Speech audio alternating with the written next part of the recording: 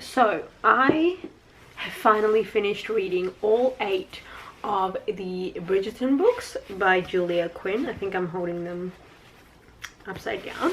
Here we go. I don't have all 8 because I didn't want to go out and buy them all brand new. So I actually found all of these at a primary school book fair. There's this, I mean, it's not the primary school that's holding it, I don't think. I think it's just like some sort of community book fair, but they just held it at Andrew's old primary school. And I got all of these in one of the back rooms that were basically all $1. So I'm very, very proud of myself for that. I didn't get all of them. I got 1, 2, 3, 4, 5. I got 5 of them. I thought I'd do a review of all of these books, what I thought of the series as a whole, and also maybe I'll rank them in order of which one I enjoyed to the ones I least enjoyed. So the first book in the Bridgerton series by Julia Quinn is The Duke and I, and this follows our heroine named Daphne and our hero named Simon. Daphne comes from a family of 8 children called the Bridgerton children, and we learn from this first book that they are named in alphabetical order. So Daphne's the 4th child. She's the eldest daughter, but she has 3 other older brothers in this family. The tropes that I would say that this book follows would be friends to lovers, and also a little bit of fake dating, if you want to call it that. Fake dating in like the Regency era. But yeah, as a first book, I thought it was okay.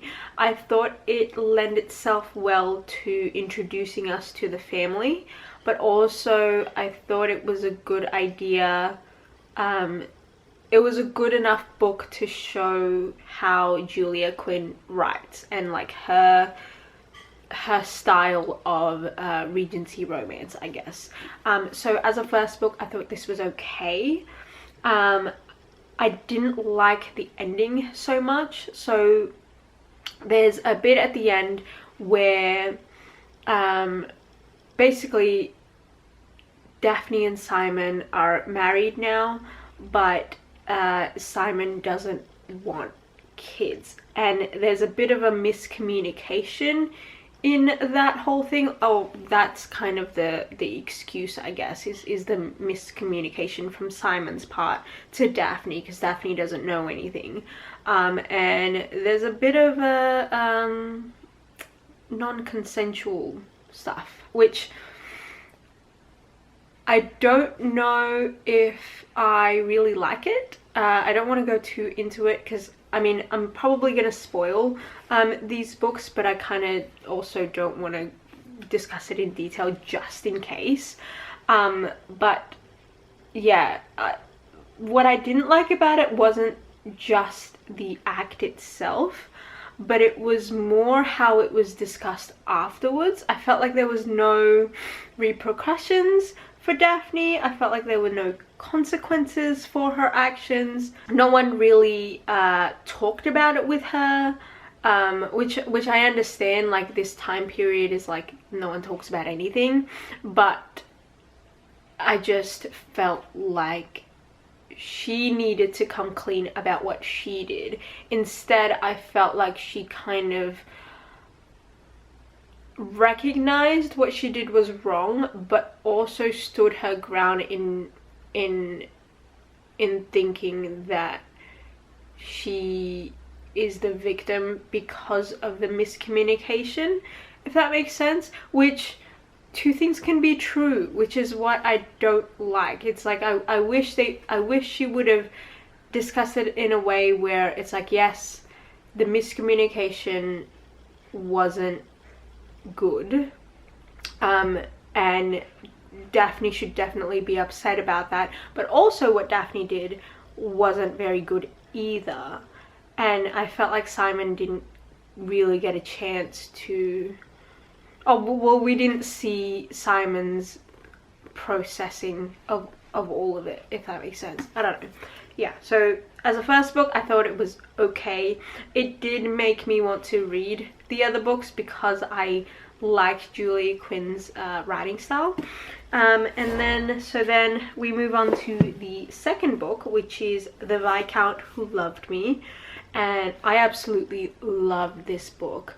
This book follows our hero Anthony Bridgerton, who's the eldest son of the Bridgerton family, and our heroine Kate. Now the whole story with this one is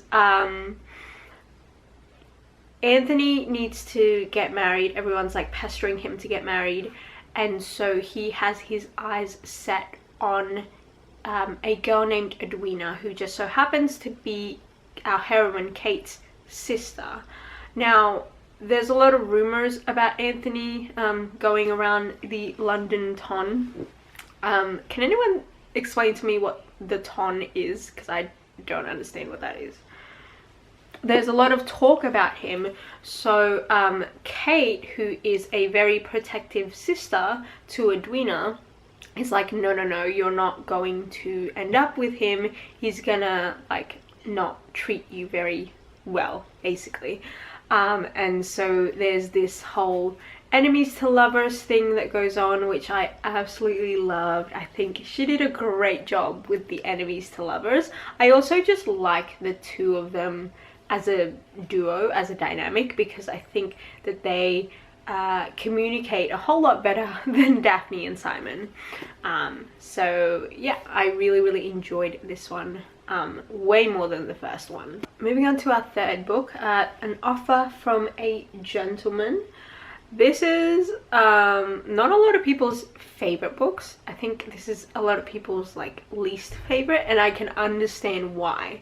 So we follow the second Bridgerton brother, Benedict, and our heroine is named Sophie. So they meet at this masquerade ball, and then Sophie, after like spending some time with Benedict, Sophie sort of disappears, and the whole story is him trying to find her. This does have a little bit of that Cinderella retelling element to it, and we do follow a lot more from Sophie's perspective and like kind of where she came from. There's a lot to her story. I just didn't like it because, first of all, I don't like Benedict, and I think I don't like Benedict mostly because we don't hear that much about him. In the first and second book, Benedict was never really around. I think in the first book, when Daphne was getting married and everything, Benedict was overseas, and then in the second book, I don't think he was sorry, I don't know why my throat's getting weird, but in the second book I don't think he was really ever around, so I can't really get a good image of who Benedict really is.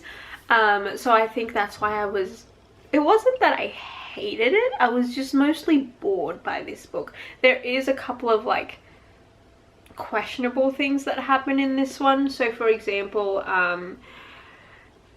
at the very end they meet, and then not at the very end but like towards the end they finally find each other, and then they meet, and like Benedict kind of proposes that she become his mistress because she can't be his wife for like reasons to do with her background, or what she thought was her background, I think. Yeah, I think I'm remembering that right. Anyway, yeah, I didn't quite like this one. It was mostly boring, but it was also just annoying. Also, Sophie as a heroine, like, shouldn't have followed up from Kate, because Kate was such a great heroine, and then Sophie felt very bland. moving on to book number 4, it is Romancing Mr. Bridgerton, which I was very much anticipating. I was like reading the 3rd book and just really wanting to finish that one so I can start this one, because I've heard really great things about this one. This one follows our 3rd Bridgerton brother, Colin, and our heroine is Penelope Featherington. Now, one thing I didn't mention, throughout the books you do see little bits and pieces from the other characters' perspective. So by this point, by book 4, you already know Colin as a character. I thought I knew Colin as a character from the other books. I also already sort of knew about Penelope Featherington from the other books as well, so I was very much excited about this one. Basically this is a sort of friends to lovers type of romance. So Penelope is someone who is not very desirable, or she thought. She's been going through the seasons multiple times, and she's sort of just like, you know what, I'm 28, I'm probably just gonna be a spinster with my friend Eloise, who I'll talk about in the next book, and it should be all good. Like I'll be okay. But then the other thing that she sort of thinks about is Colin, because she's had this big crush on Colin for forever, like since they first met like 10 years ago. But it's like sort of this unrequited kind of love trope as well. And yeah, so she's like not really pining over him, but she does love him. She thinks she does really like him, but she knows that it'll never happen, so she's like, okay, whatever, like I'm just gonna be a spinster. But then, you know, they get really close. They've always been friends, but they get really a lot closer in this book, and yeah, and then there's, you know, a romance. The other thing that happens in this book is, so throughout the Bridgerton series, there is this element to them where there's this gossip columnist named, oh my god, what is her name?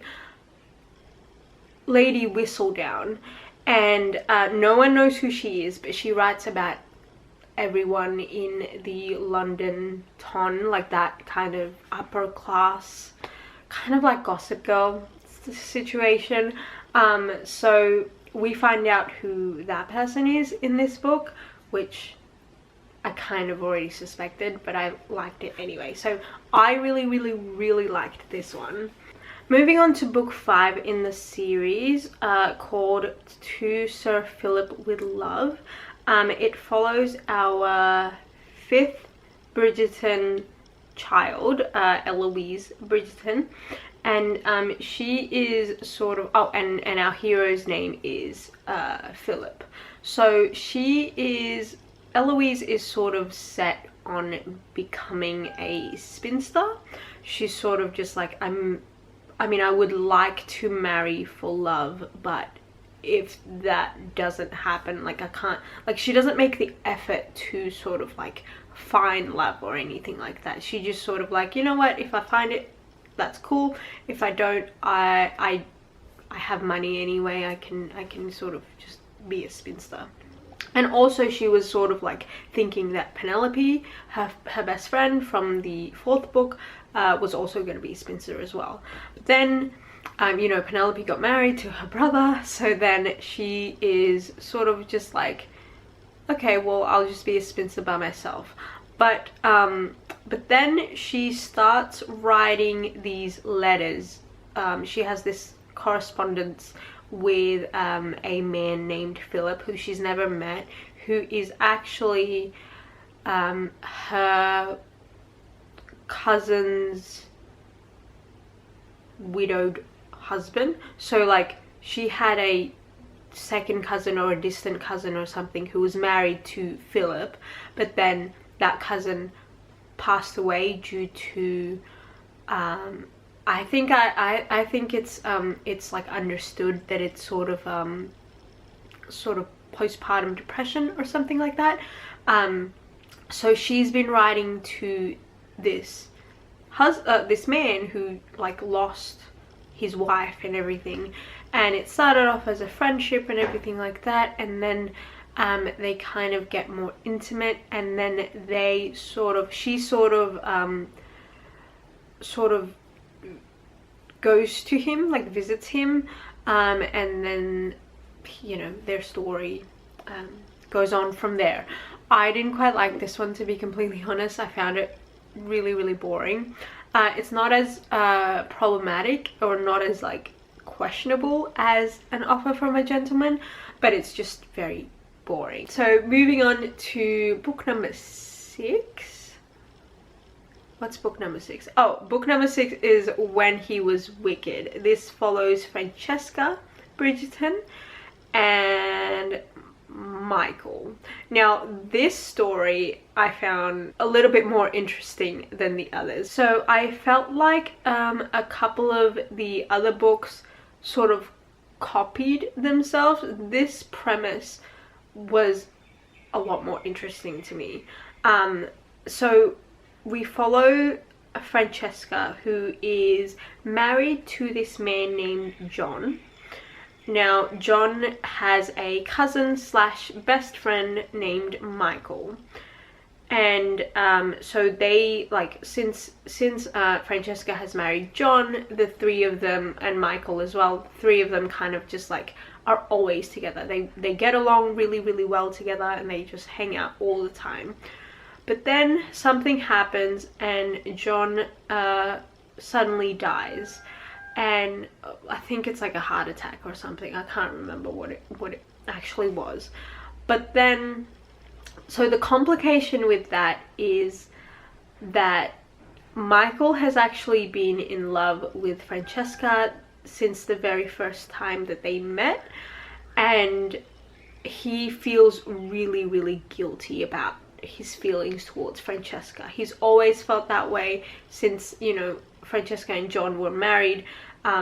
You know, obviously he doesn't act on it or anything like that, but he just feels really, really guilty for seeing her that way. So then when John dies, Francesca is obviously grieving and is like needing a friend, but Michael sort of runs away because Michael's like, I can't do that with you, like I can't be your friend right now because one, I'm grieving over the fact that my best friend has also died. 2, because my best friend has died, he's also my cousin. I am next in line because you don't have a child. I will take the position of, I think it's the earldom or something, and he feels guilty about that because he's like, I don't want people to think that, 1, I wanted John to die because I want his wife, and 2, I don't want them to also think that I wanted John to die so that I can take the earldom. So he just has a lot of guilt, so he runs away, and I felt really, really bad for him. It is like, it's a really complicated situation, which I felt really bad about. That was like one of the books in this series that felt a lot more, I guess, serious, I guess. Right, so moving on to book number 7. It's In His Kiss.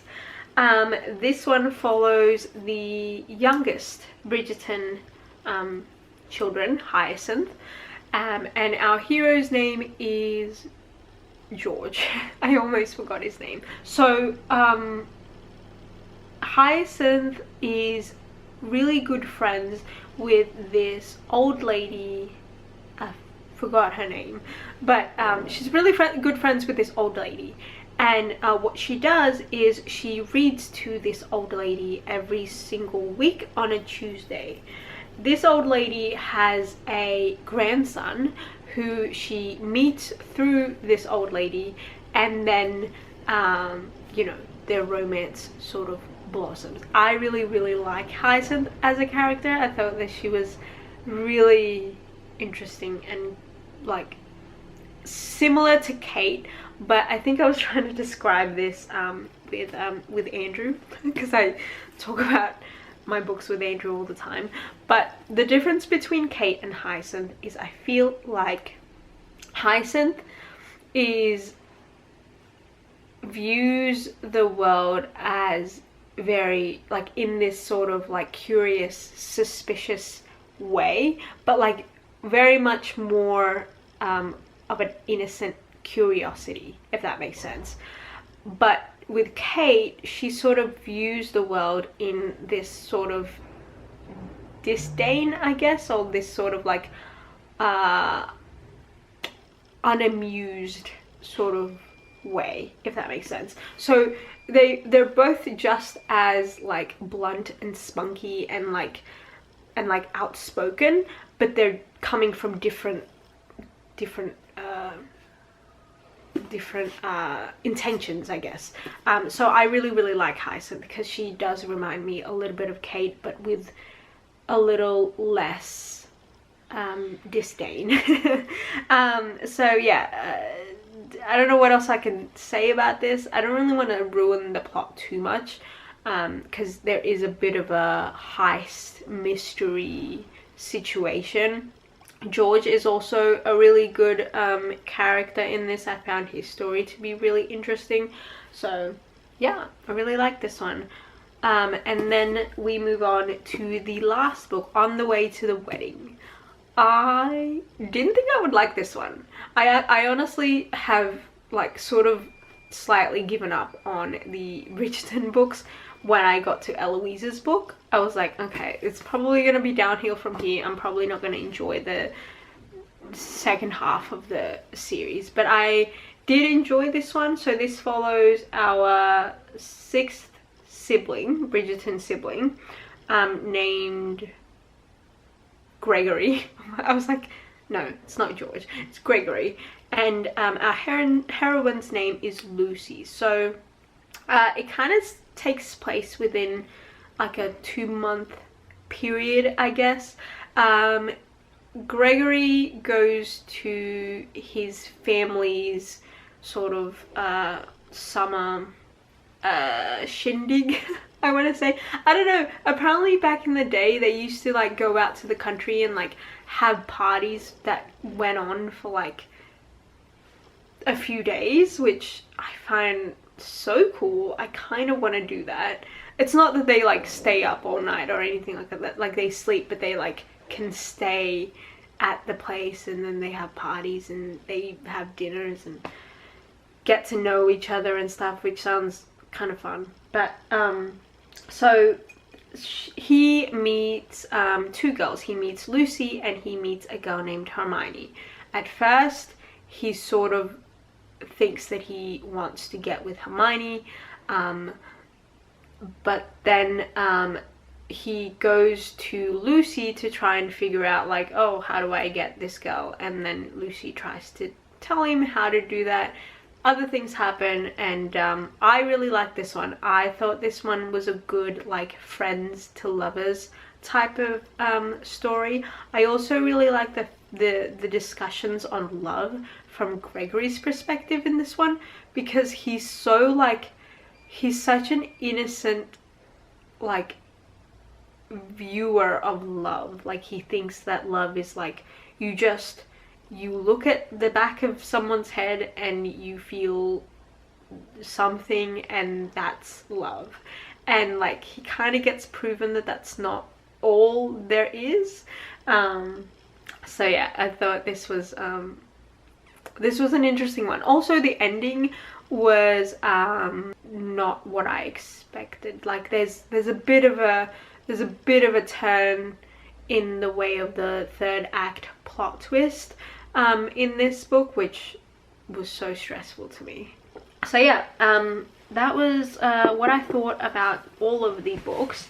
I think overall, what I really like about these books are mostly the writing style. I think Julia Quinn's writing style is really easy to read and really fun.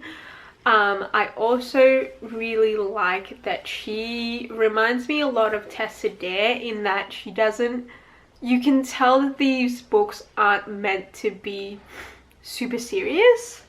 So I like that about it. Like I don't like historical romances that follow like super dark topics and that are like super serious, because I read historical romance for escapism.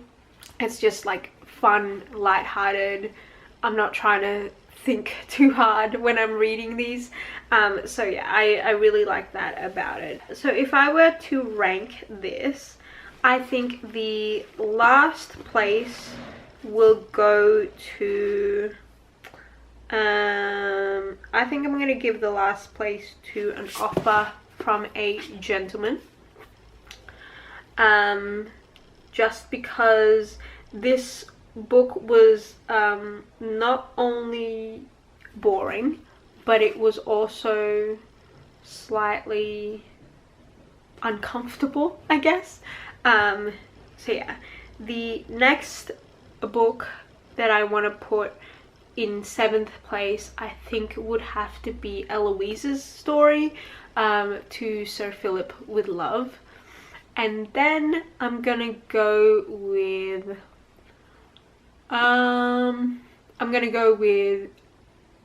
When He Was Wicked in 6th place. And then in 5th place, what am I gonna do? The Duke and I. So the next place I want to say goes to It's in His Kiss. And then On the Way to the Wedding. And then Romancing, oh yeah, this is the right one. Yeah, Romancing Mr. Bridgerton.